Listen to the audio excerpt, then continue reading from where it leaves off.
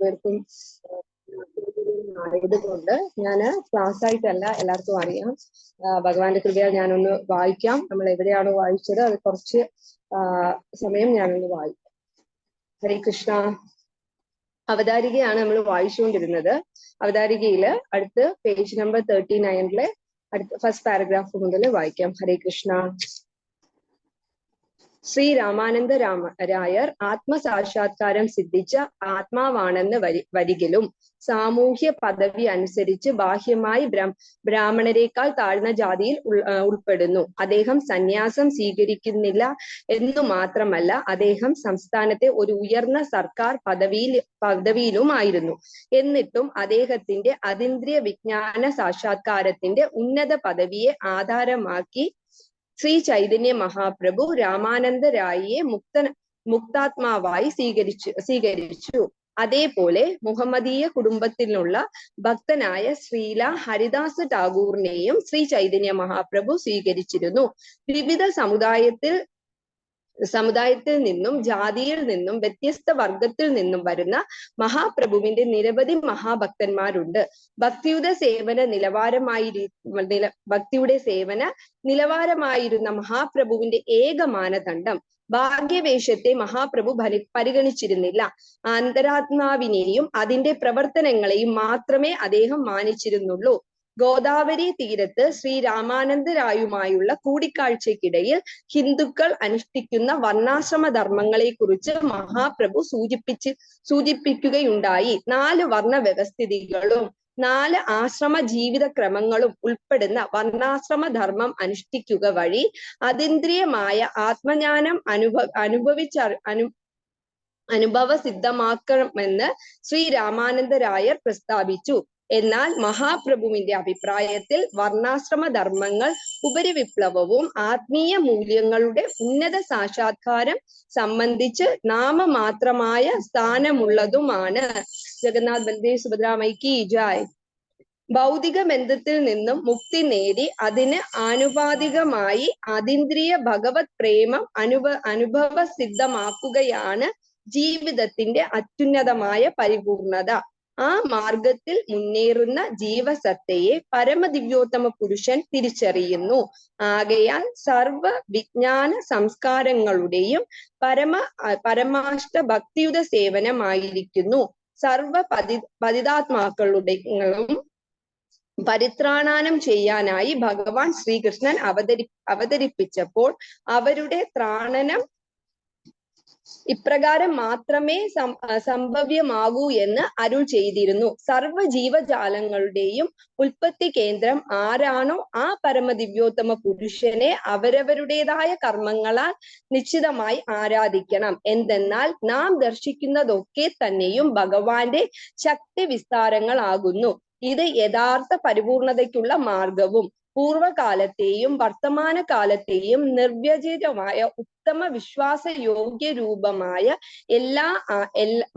എല്ലാ ആചാര്യന്മാരാൽ അംഗീകൃതവുമാണ്. വർണ്ണാശ്രമധർമ്മ സമ്പ്രദായം ഏറെക്കുറെ സദാചാരവും ന്യായശാസ്ത്രപരവുമായ തത്വങ്ങളിൽ അധിഷ്ഠിതമാണ്. അതിനാൽ അതീന്ദ്രിയമായ ആത്മസാക്ഷാത്കാരം തുലവും കുറവായിരുന്നതിനാൽ ശ്രീ ചൈതന്യ മഹാപ്രഭു അതിനെ ഉപരിവിപ്ലവമായി കണക്കാക്കി തിരസ്കരിക്കുകയും രാമാനന്ദ രായുടെ ആ ശ്രദ്ധാ വിഷയത്തിലേക്ക് കൂടുതൽ അഗാധത്തിൽ കടന്നു ചെല്ലാൻ ആവശ്യപ്പെടുകയും ചെയ്തു. അനന്തരം ശ്രീ രാമാനന്ദ രായർ കർമ്മഫലങ്ങൾ ഭഗവാന് സമർപ്പിക്കുവാൻ നിർദ്ദേശിച്ചു. ഇതുമായി ബന്ധപ്പെട്ട് ഭഗവത്ഗീത ഉദ്ധരണിയാണ്: നിങ്ങൾ എന്ത് ചെയ്യുന്നുവോ, എന്ത് നിവേദിക്കുന്നുവോ, ഭക്ഷിക്കുന്നുവോ, എന്ത് ദാനം ചെയ്യുന്നുവോ, എന്ത് തപചര്യകൾ അനുഷ്ഠിക്കുന്നുവോ അതെല്ലാം എനിക്ക് മാത്രം അർപ്പിച്ചുകൊണ്ട് ചെയ്യുക എന്നത്. പരമദിവ്യോത്തമ പുരുഷൻ വർണ്ണാശ്രമ ധർമ്മ വ്യവസ്ഥിതിയിലെ നിർവ്യക്തിഗത തത്വത്തെക്കാൾ ഒരു പടി മുന്നിലെയാണ് കർമ്മിയുടെ ഭാഗത്തു നിന്നുള്ള ഈ ആത്മസമർപ്പണം പ്രബോധിപ്പിക്കുന്നു. എന്നിരുന്നാലും ഈ അഭിപ്രായം അർത്ഥമാക്കുന്നതുപോലെ ജീവസത്തെയും ഭഗവാനുമായുള്ള ബന്ധം ഇപ്രകാരം വിഭിന്നമല്ല. ആകയാൽ മഹാപ്രഭു ഈ പ്രമാണത്തെ തിരസ്കരിക്കുകയും രാമാനന്ദ രായോട് തുടരുവാൻ ആവശ്യപ്പെടുകയും ചെയ്തു. തദനന്തരം രായർ വർണ്ണാശ്രമധർമ്മം ത്യജിച്ച് ഭക്തിയുത സേവനം സ്വീകരിക്കുവാൻ നിർദ്ദേശിച്ചു. എന്നാൽ മഹാപ്രഭു ഈ നിർദ്ദേശവും തിരസ്കരിച്ചു. ആരും തന്റെ വർണ്ണാശ്രമം വളരെ പെട്ടെന്ന് ത്യജിക്കുന്നത് ശരിയല്ലെന്നും അത് ഉദ്ദിഷ്ട ഫലപ്രാപ്തി നൽകണമെന്നില്ലെന്നും അദ്ദേഹം അഭിപ്രായപ്പെടുന്നു. ജീവിതത്തിൽ ഭൗതിക ഭാവനയിൽ നിന്നും സ്വതന്ത്രമായ ആത്മസാക്ഷാത്കാര പ്രാപ്തിയാണ് ഒരു ജീവസത്തയുടെ നേട്ടമെന്ന് രായർ നിർദ്ദേശിച്ചു. തത്വദീക്ഷ ഇല്ലാത്ത വ്യക്തികൾ ആവിധമുള്ള ആത്മസാക്ഷാത്കാരത്തെ കപടമായി അനുകരിക്കുന്നത് മൂലം ധാരാളം പ്രശ്നങ്ങളിൽ അകപ്പെടും. അതിനാൽ ഇത്തരം ഒരു മാറ്റം പെട്ടെന്ന് സാധ്യമല്ല എന്ന വാദത്താൽ മഹാപ്രഭു ആ നിർദ്ദേശവും നിരാകരിച്ചു. അനന്തരം ആത്മസാക്ഷാത്കാരം ശ്രദ്ധിച്ച ആത്മാക്കളുമായുള്ള സംസർഗവും പരമദിവ്യോത്തമ പുരുഷന്റെ ലീലകളാകുന്ന അതിന്റെ സന്ദേശം വിനയപൂർവം ശ്രവിക്കുകയുമാണ് ഉത്തമമെന്ന് രായർ അഭിപ്രായപ്പെട്ടു. ഈ നിർദ്ദേശം മഹാപ്രഭു സ്വാഗതം ചെയ്തു. പരമദിവ്യോത്തമ പുരുഷൻ അജിതൻ അഥവാ ആരാലും പരാജയപ്പെടുത്താത്തവനോ സമീപിക്കുവാനോ സാധ്യമല്ലാത്തവനാണ് എന്ന് പ്രകീർത്തിച്ച ബ്രഹ്മാവിന്റെ കാലടികൾ പിന്തുടർന്നാണ് ശ്രീരായർ ഇപ്രകാരം നിർദ്ദേശിച്ചത്. എന്നാൽ അത്യന്തം ലാഘവവും അനായാസവുമായ ഒരു മാർഗത്തിലൂടെ ഈ അജിതയെ ജീതാനാക്കാൻ സ്വയം ഭഗവാനെന്ന് പ്രഖ്യാപിക്കുന്ന ഉദ്ധത മനോഭാവം ഉപേക്ഷിക്കുകയുമാണ് ഈ ലഘുമാർഗം. ഭഗവാനെയും ഭഗവത് ഭക്തരെയും പ്രകീർത്തിക്കുന്ന ധർമ്മം അഥവാ ഭാഗവത ധർമ്മ സന്ദേശങ്ങളെ വർണ്ണിക്കുന്ന അതീന്ദ്രിയ ആത്മസാക്ഷാത്കാരം ശ്രദ്ധിച്ച ആത്മാക്കളുടെ സംഭാഷണങ്ങൾ ശ്രവിച്ച് സൗമ്യരായി വിനയത്തോടെ അനുസരണയോടെ സമാധാനപരമായി ജീവിക്കാൻ പരിശ്രമിക്കണം. ഒരു മഹത് വ്യക്തിയെ പ്രകീർത്തിക്കുക എന്നത് ജീവസത്തക്കളുടെ നൈസർഗികമായ വാസനയാണ്. എന്നിരിക്കലും അവർ പരമദിവ്യോത്തമ പുരുഷനായ ഭഗവാന്റെ മഹാത്മ്യങ്ങളെ കീർത്തിക്കുവാൻ അഭ്യസിച്ചിട്ടില്ല. ആത്മസാക്ഷാത്കാരം സിദ്ധിച്ച ഭഗവത് ഭക്തന്മാരുടെ സംസർഗത്തിൽ ഭഗവാനെ പ്രകീർത്തിക്കുക മാത്രം ചെയ്താൽ പോലും ജീവിതത്തിന്റെ പരിപൂർണത പ്രാപ്തനാക്കാം. ഹരേ കൃഷ്ണ. ഹരേ കൃഷ്ണ. ഹരേ കൃഷ്ണ. ഹരേ കൃഷ്ണ മാതാജി ജയ്. ദ്വാരക മാതാജിക്ക് ജയ്. ഹരേ കൃഷ്ണ പ്രഭു. ഹരിബോൾ പ്രഭു. അതിനെ കുറിച്ച് കമന്റ്സ് എന്തെങ്കിലും പറയൂ, അറിയാവുന്ന പോയിന്റ്സ് എന്തെങ്കിലും ഷെയർ ചെയ്യൂ. ഹരേ കൃഷ്ണ. ഫസ്റ്റ് ഓഫ് ഓൾ ഞാൻ എല്ലാരോടും ക്ഷമ ചോദിക്കണോ, എന്ത് ചെയ്യണമെന്ന് അറിഞ്ഞൂടാ. ജഗന്നാഥ് ബൽദേവ് സുഭദ്രാമയ്ക്ക് ജയ്. നമ്മളെന്നും വായിച്ചുകൊണ്ടിരിക്കുന്നത് പെട്ടെന്ന് ഒരു സ്റ്റോപ്പ് ആവണ്ടെന്ന് വെച്ച് വായിച്ചതാണ്. എനിക്ക് വ്യാസാസനത്തിൽ ഇരുന്ന് ഒന്നും പറയാൻ അറിഞ്ഞൂടാ. എങ്കിലും നമ്മളിപ്പം എന്റെ ചെറിയ ബുദ്ധിക്ക് എനിക്ക് മനസ്സിലായത് നമ്മള് എപ്പോഴും ഈ വർണ്ണാശ്രമ ധർമ്മങ്ങൾ പാലിക്കുക. ഇതിലെല്ലാം ultimately Krishna is the supreme personality of godhead. ഭഗവാനെ നമ്മൾ മനസ്സിലാക്കിയിട്ട് ഭഗവാന്റെ സേവനം ചെയ്യുക എന്നുള്ളതാണ് ഏറ്റവും പ്രധാനമായിട്ടുള്ളത്. അപ്പൊ നമ്മള് നിത്യവും ഭാഗവത സേവ എന്ന് പറയുന്ന ഈ ഭഗവാന്റെ സേവനം നമ്മൾ എന്നും ചെയ്യുന്നത് പോലെ ബാക്കി ഭഗവാന്റെ എല്ലാ സേവനങ്ങളും ചെയ്യുക. ഭഗവാനിൽ നമ്മുടെ കർമ്മം, നമ്മൾ എന്ത് കർമ്മം ചെയ്താലും ഇപ്പൊ നമ്മളെല്ലാവരും ഈ ലോകത്ത് ഭൗതിക ലോകത്തുള്ളവരാണ്. അപ്പൊ നമുക്ക് എല്ലാവർക്കും നമ്മുടെ കർമ്മം ചെയ്തേ പറ്റുള്ളൂ. അപ്പം നമ്മുടെ വർണ്ണാശ്രമങ്ങളും ഓരോ ആശ്രമവും നമ്മൾ ഫോളോ ചെയ്തേ പറ്റുള്ളൂ. അപ്പം മഹാപ്രഭുവും പറയുന്ന അത് തന്നെയാണ്. നമ്മളുടെ വർണ്ണാശ്രമങ്ങൾ 4 ഇതും നമ്മൾ കടന്നു തന്നെ പോവുക, ഒന്നും ഒരിടത്ത് വെച്ചും ത്യജിക്കേണ്ട എന്നുള്ള രീതിയിൽ. ഹരേ കൃഷ്ണ. എനിക്ക് അങ്ങനെയാണ് മനസ്സിലായത്. അപ്പൊ നമ്മൾ ആ വർണ്ണാശ്രമ ധർമ്മങ്ങൾ നമ്മൾ ഫോളോ ചെയ്യുക. ഇപ്പം നമ്മളുടെ കോൺഗ്രിഗേഷനിൽ നോക്കിയാല് കൂടുതലും ഗൃഹസ്ഥരാണ്. അപ്പം നമുക്ക് എന്തായാലും നമ്മളുടെ ഭൗതികമായ കർമ്മങ്ങൾ നമ്മൾ ചെയ്യുക. ആ കർമ്മങ്ങളെല്ലാം ഭഗവാനിൽ അർപ്പിച്ച് നമ്മൾ ചെയ്യാൻ ശ്രമിക്കുക എന്നല്ല, ഭഗവാനിൽ അർപ്പിച്ച് ചെയ്യുക. അപ്പം നമുക്ക് എല്ലാവർക്കും അറിയാം, നമ്മളുടെ എല്ലാവരുടെയും വീട്ടില് ഭഗവാനെ DT വെച്ചിട്ടുണ്ട്. അതായത് ഭഗവാന്റെ ഒരു അവതാര രൂപം തന്നെയാണ് DT എന്ന് പറയുന്നത്. അതായത് നമ്മുടെ സേവനങ്ങൾ അർപ്പിക്കാൻ വേണ്ടി ഭഗവാൻ വരുന്ന അവതാര രൂപമാണ് ഭഗവാന്റെ വിഗ്രഹ രൂപം എന്ന് പറയുന്നത്. അപ്പം നമ്മളിപ്പോ വീട്ടിൽ നമ്മൾ എല്ലാം ഭഗവാന് അർപ്പിക്കാറുണ്ട് അല്ലെ? ഭഗവാന് ഭോഗ നമ്മൾ നിവേദിച്ചിട്ടാണ് അത് പ്രസാദമാക്കിയാണ് നമ്മൾ സ്വീകരിക്കുന്നത്. അതുപോലെ നമ്മൾ ഏതെല്ലാം ഇത് ഒരു നമ്മുടെ വീട്ടിലെ നമ്മുടെ ഇതുമായിട്ട് അനുബന്ധിച്ച് ഞാൻ പറഞ്ഞതാണ്. അതുപോലെ നമ്മൾ ചെയ്യുന്ന എല്ലാ കർമ്മങ്ങളും ഭഗവാനിൽ അർപ്പിച്ച് ചെയ്യുക. അപ്പോ നമുക്ക് ഈ പറഞ്ഞ പോലെ ഭഗവാന്റെ സേവനങ്ങൾ ചെയ്യുക എന്നുള്ള ഓരോ ആശ്രമത്തിലും അത് അതേപോലെ ചെയ്യുക. അപ്പം ഇവിടെ കൂടുതലും നമ്മൾ ഗൃഹസ്ഥരായതുകൊണ്ടാണ് ഞാൻ ഇങ്ങനെ ഒരു എക്സാമ്പിൾ പറഞ്ഞത്. ഭഗവാനിൽ അർപ്പിച്ച എല്ലാം ചെയ്യുക. അതുപോലെ തന്നെ പിന്നെ ഇതിലൊരു കാര്യം എടുത്തു പറയുന്നത്, നമ്മൾ ഭഗവാന്റെ സേവനങ്ങൾ ചെയ്യുക, ഭാഗവതം കേൾക്കുക, ഇതെല്ലാം ചെയ്യുമ്പോൾ സൗമ്യരായി വിനയത്തോടെ അനുസരണയോടെ സമാധാനപരമായി ജീവിക്കാൻ പരിശ്രമിക്കുക. അത് നമുക്ക് എല്ലാവരുടെയും മനസ്സിന്റെ എന്താണ്, നമുക്ക് അത് എല്ലാവർക്കും അണ്ടർലൈൻ ചെയ്തു വെക്കാം. വളരെ സൗമ്യരായി വിനയത്തോടെ അനുസരണയോടെ സമാധാനപരമായി ജീവിക്കാൻ പരിശ്രമിക്കുക എന്നുള്ളത്. അപ്പം അൾട്ടിമേറ്റ്ലി ഭഗവാന് നമ്മൾ സേവനം ചെയ്യുമ്പോൾ നമ്മുടെ മനസ്സിൽ ഈ വിധ കാര്യങ്ങൾ എപ്പോഴും ഉണ്ടായിരിക്കണം. കാര്യം ഒരു ക്ലാസ്സിൽ ഞാൻ ഇങ്ങനെ കേട്ടതാണ്, നമ്മളെപ്പോഴും നമ്മുടെ മനസ്സ് വളരെയധികം അജിറ്റേറ്റഡ് ആയിട്ട്, അതായത് വേറെ വേറെ കാര്യങ്ങൾ, നമ്മളെല്ലാം ഈ പറഞ്ഞ പോലെ മെറ്റീരിയലിസ്റ്റിക് ഈ വേൾഡിൽ ജീവിക്കുമ്പോൾ, ഭൗതിക ലോകത്ത് ജീവിക്കുമ്പോൾ നമ്മുടെ ചുറ്റുമുള്ള കാര്യങ്ങൾ നമ്മൾ കാണുമ്പം വളരെയധികം നമ്മുടെ മനസ്സ് അജിറ്റേറ്റഡ് ആവും പല കാര്യങ്ങളിലും. അപ്പം ഇങ്ങനെ പറയുന്നുണ്ട്, നമ്മൾ കൂടുതൽ കാര്യങ്ങൾ ഇങ്ങനെയുള്ള കാര്യങ്ങൾ നമ്മൾ ചിന്തിച്ച് നമ്മുടെ മനസ്സ് മൊത്തം അതുകൊണ്ട് നിറയ്ക്കുവാണെങ്കിൽ, കാര്യം ഇപ്പം നമ്മളിപ്പം നോക്കുവാണെങ്കിൽ ചില കർമ്മീസ് എന്ന് പറയട്ടെ, ചില ആൾക്കാരുടെ ജീവിത രീതി നോക്കുവാണെങ്കിൽ രാവിലെ എണീക്കുന്നു, ഇപ്പൊ നമ്മുടെ തന്നെ നോക്കിയാലും രാവിലെ എണീക്കുന്നു, കുക്ക് ചെയ്യുന്നു, ജോലിക്ക് പോകുന്നു, തിരിച്ചു വരുന്നു, അടുത്ത് വേറെ എന്തെങ്കിലും പഠിക്കാൻ പോകുന്നു, കുട്ടികളുടെ ജസ്റ്റ് നമ്മൾ കംപ്ലീറ്റ്ലി ഫിൽഡ് വിത്ത് നമ്മുടെ ആക്ടിവിറ്റീസ് ആണ്.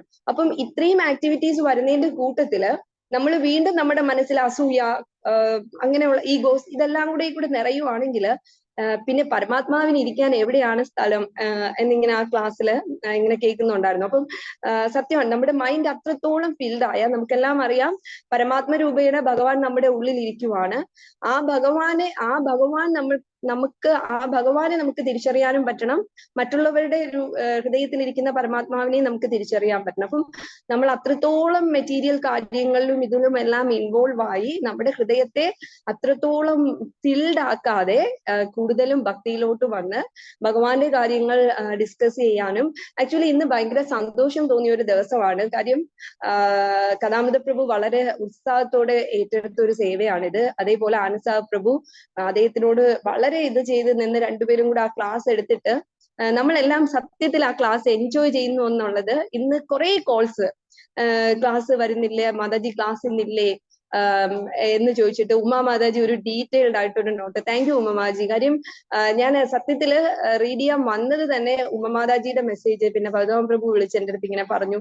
ഇതൊക്കെ കേട്ടിട്ടാണ് എനിക്ക് വളരെ ഒരു പേടിയുള്ള ഒരു സിറ്റുവേഷൻ ആണ് ഇങ്ങനെ ഒരു ഗ്രൂപ്പില് നോക്കിയിരുന്ന് വായിക്കുക, പറയുക, എന്തെങ്കിലും ചെയ്യുന്നത്.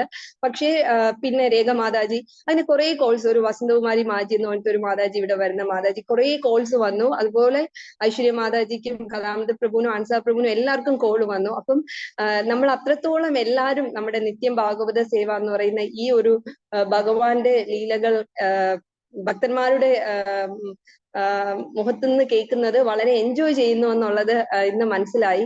അപ്പൊ അതുകൊണ്ടാണ് ഞാൻ എന്തായാലും ഭഗവാനെ, ഞാൻ എന്തെങ്കിലുമൊക്കെ അപരാധം ചെയ്യുന്നുണ്ടെങ്കിൽ എന്നോട് ക്ഷമിക്കണം ഗുരുദേവ, ക്ഷമിക്കുക, എങ്കിലും വന്ന് റീഡ് ചെയ്യാന്ന് വിചാരിച്ചത്. അപ്പം എനിക്ക് സീരിയസ് ആയിട്ട് ഭഗവാൻ പ്രഭു ഇത് കൂടുതൽ എക്സ്പ്ലെയിൻ ചെയ്യാൻ അറിയില്ല. നിങ്ങൾക്ക് പ്രഭുസിന് ആർക്കെങ്കിലും ഇതിനോട് ആഡ് ചെയ്യാം. എനിക്ക് വായിച്ചപ്പം തോന്നി ഇത്രയും കാര്യം ഞാൻ പറഞ്ഞു. ഹരേ കൃഷ്ണ.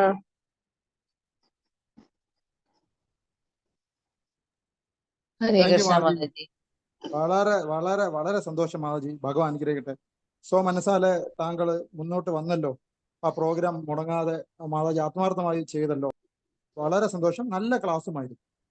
വളരെ സന്തോഷം മാതാജി. എല്ലാ മാതാജിമാരും മുന്നോട്ട് വരണം. ശില പ്രഭുപാദർ എല്ലാവർക്കും ഒരേപോലത്തെ അവസരമാണ് ഇസ്കോണിൽ തന്നിരിക്കുന്നത്. മാതാജി പ്രഭു എന്നുള്ള വിവേചനം വേണ്ട. ദയവായി എല്ലാ മാതാജീസും എല്ലാ പ്രഭുസും ക്ലാസ് എടുക്കാൻ മുന്നോട്ട് വരിക. നമുക്ക് ഇത് ഒരു ഗംഭീര പ്രോഗ്രാമാക്കി മാറ്റാം. മഹാരാജ് വളരെ ഹാപ്പി ആയിരിക്കും, പ്രഭുപാദും വളരെ ഹാപ്പി ആയിരിക്കും, ഗുരുപരമ്പരയും വളരെ ഹാപ്പി ആയിരിക്കും. Thank you. വളരെ നന്ദി മഹാരാജ്. ഹരേ കൃഷ്ണ. ഹരേ കൃഷ്ണ. പറഞ്ഞ പോലെ ഇതിനകത്ത് ആരും ഭയപ്പെടേണ്ട കാര്യമില്ല. കാരണം ശ്രീമദ് ഭാഗവതമാണ്. അത് റിസൈറ്റ് ചെയ്താൽ മതി. നമ്മളുടെ അറിവോ ഒന്നും അത് വേണ്ട. കാരണം ആചാര്യന്മാർ ഓൾറെഡി എല്ലാം എഴുതി വെച്ചിട്ടുണ്ട്. നമ്മളത് വിശദീകരിക്കുക പോലും വേണ്ട. അത് വായിച്ചാൽ മതി. അത്രത്തോളം പ്യൂരിറ്റി ഉള്ള ഗ്രന്ഥമാണ് ഭാഗവതം. അത് എല്ലാവരിലും എത്തേണ്ട മെസ്സേജ് എത്തിച്ചോളൂ. നമ്മൾ അതിനെക്കുറിച്ച് ഒരു വരിയും വേണ്ട. നമുക്ക് എന്താ ചെയ്യാൻ പറ്റുക എന്ന് പറഞ്ഞ പോലെ ആ റിസൈറ്റ് ചെയ്യാൻ കിട്ടിയ അവസരം ഭംഗിയായിട്ട് കൃഷ്ണനെ ഗ്ലോറിഫൈ ചെയ്യുക, ഡിവോട്ടീസിനെ ഗ്ലോറിഫൈ ചെയ്യുക. അതിലൂടെ എല്ലാവർക്കും സാറ്റിസ്ഫാക്ഷൻ താനേ പോവും എന്ന് ഭാഗവതത്തിന്റെ പ്രിഫറൻസിൽ ശ്രീല പ്രഭുപാദർ പറഞ്ഞിട്ടൊരു ശ്ലോകം, തദ്വാ വിസർഗോ ജനതാഹ വിപ്ലവോ എന്ന് പറഞ്ഞ ശ്ലോകം കോട്ട് ചെയ്തുകൊണ്ടാണ് അദ്ദേഹം ഭാഗവതത്തിന്റെ പ്രിഫേസ് എഴുതുന്നത്. അതുകൊണ്ട് മാതാജി വളരെ സന്തോഷം, വളരെ നന്നായിട്ടത് റിസൈറ്റ് ചെയ്തു. മാതാജിയുടെ പോയിന്റ്സും അത് ഷെയർ ചെയ്തു. ഇത് എല്ലാവരും ഇതുപോലെ കണ്ടിന്യൂ ചെയ്യണം. എല്ലാവർക്കും അവസരം ഇവിടെ ഉണ്ട്. ഇന്ന ആള് മാത്രം ഇന്ന് കഥാമൃത പ്രഭു പറഞ്ഞാൽ മാതാജി പിതാജി എന്നുള്ളതല്ല. എല്ലാവർക്കും ഇത് ഓപ്പർച്യൂണിറ്റീസ് ഉള്ളതാണ്. ആർക്ക് വേണേലും വന്നിരുന്ന് ഇതിന് പരമാവധി പ്രയോജനപ്പെടുത്താം. ഹരേ കൃഷ്ണ. ഹരേ കൃഷ്ണ മാതാജി, ധന്യവാദ്, പ്രണാം. വളരെ സന്തോഷമുണ്ട്. ഗോഡ് സിസ്റ്റർ എന്ന് മാത്രമല്ല, നമ്മുടെ സ്വന്തം സഹോദരി ഇതുപോലെ ഈ ഒരു സ്റ്റേജിൽ ഇരിക്കുന്നതാണ് ഇപ്പോൾ ഒരു നല്ലൊരു സന്തോഷം തോന്നുന്നു മാതാജി. അതിൽ ആഴ്ചയിൽ ഒരു പോയിന്റ് ഞാൻ ആഡ് ചെയ്യാനായിട്ട് ശ്രമിക്കുന്നു. അതായത് മഹത് വ്യക്തികളെ നമ്മൾ എപ്പോഴും റെസ്പെക്ട് ചെയ്യണം എന്ന് പറഞ്ഞിട്ടൊരു പോയിന്റ് മാതാജി വായിച്ചായിരുന്നു. അത് ശരിക്കും സ്ട്രൈക്ക് ചെയ്തു. കാരണം മഹത് വ്യക്തികളെ നമ്മൾ ചിലപ്പോൾ പലപ്പോഴും നമ്മളത് ചെയ്യാറില്ല. അതായത് ജീവനില്ലാത്ത ചില വസ്തുക്കളുണ്ട് നമ്മുടെ ഭക്തിയില്. മൃദംഗം, കർത്താല്, ഭഗവാന്റെ മണി, ഭഗവാന്റെ ആരതി പ്ലേറ്റ്, ഈ പാരഫെർണേലിയ എല്ലാം ജീവനില്ലാത്തതാണ്. പക്ഷെ അതിന് കൊടുക്കുന്ന റെസ്പെക്ട് പോലും നമ്മൾ ചിലപ്പോ ആ ജീവനുള്ള പല ആൾക്കാർക്ക് നമ്മൾ കൊടുക്കാറില്ല ചിലപ്പോൾ. അതുകൊണ്ട് അത് നമ്മൾ നമ്മുടെ ഭക്തിയില് വളരെ ഇമ്പോർട്ടന്റ് ആയിട്ട് കൊണ്ടുവരണം എന്ന് പറയുന്നു മാതാജി. ഹരേ കൃഷ്ണ. Thank you Mataji. ഹരേ കൃഷ്ണ. കൃഷ്ണ, വേറൊരു സന്തോഷം എന്ന് പറഞ്ഞാൽ എല്ലാ ഭക്തന്മാരും എത്തി എന്നുള്ളതാണ്. ഓൾമോസ്റ്റ് പതിവ് കോട്ട എല്ലാവരും വന്നിട്ടുണ്ട്. ആരും മിസ്സായിട്ടില്ല. മേ ബി 1-2 പേര് ഒഴികെ 24 പേരും കുറച്ച് ലേറ്റ് ആയാൽ പോലും അവരുടെ വിലയേറിയ സമയം ഇതിനു വേണ്ടി കണ്ടെത്തി. അത് കുറച്ച് ലേറ്റ് ആയിട്ട് പോലും അവരെല്ലാം ജോയിൻ ചെയ്തു, കേൾക്കാനായിട്ട് ഉത്സുകരായി ഇരുന്നു എന്നുള്ളത് കൂടുതൽ സന്തോഷം. ഹരേ കൃഷ്ണ. ഹരേ കൃഷ്ണ. എല്ലാവരും നാളെയും ഇതേ ഉത്സാഹത്തോടെ വരിക. നാളെ എന്തായാലും നമ്മുടെ പ്രഭുസ് തന്നെ ആയിരിക്കും അതിമനോഹരമായ ക്ലാസ് കണ്ടിന്യൂ ചെയ്യും. അതുകൊണ്ട് എല്ലാവരും ജോയിൻ ചെയ്യുക. Hare Krishna. Hare Krishna. Thank you. Hare Krishna Mataji. Thank you. Hare Krishna.